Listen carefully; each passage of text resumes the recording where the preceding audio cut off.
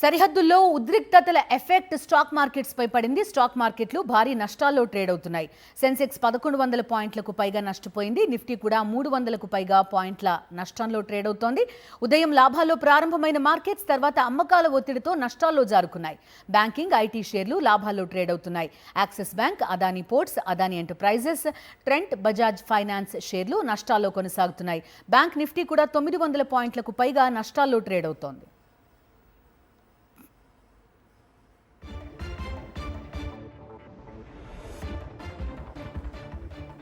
పహల్గామ్ దాడితో భారత్ పాక్ మధ్య నెలకొన్న ఉద్రిక్తతలను మదుపరులు జాగ్రత్తగా గమనిస్తున్నారు. యుద్ధ పరిస్థితుల ఆందోళనలతో లాభాల స్వీకరణకు మొగ్గు చూపారు. అటు అంతర్జాతీయంగా నెలకొన్న అనిశ్చితులు కూడా మార్కెట్లను ప్రభావితం చేస్తున్నాయని నిపుణులు చెబుతున్నారు.